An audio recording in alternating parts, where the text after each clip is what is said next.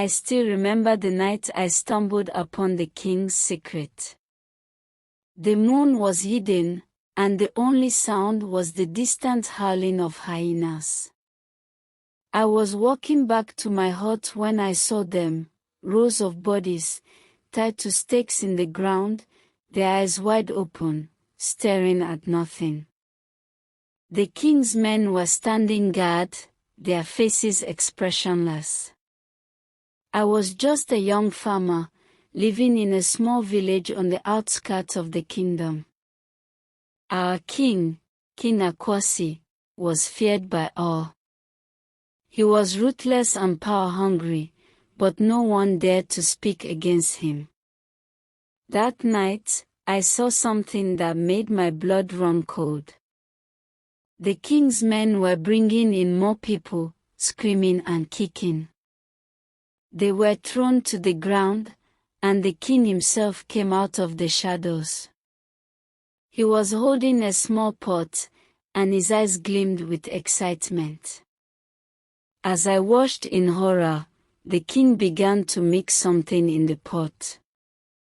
The smell was terrible, and I knew I had to get out of there.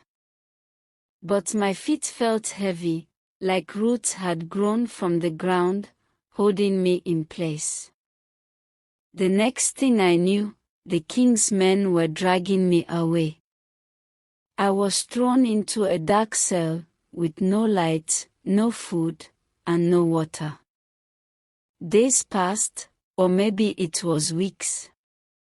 I lost count. The king came to visit me once.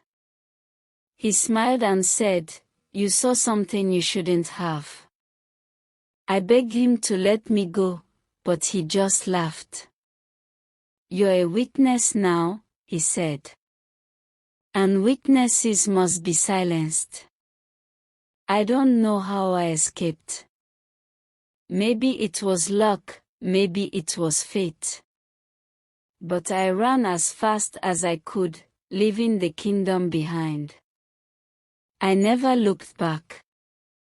Years have passed, but the memories still haunt me. The faces of the dead, the smell of the pot, the king's laughter. I'll never forget. And when the wind blows strong, I still hear the hyenas howling, reminding me of that terrible night.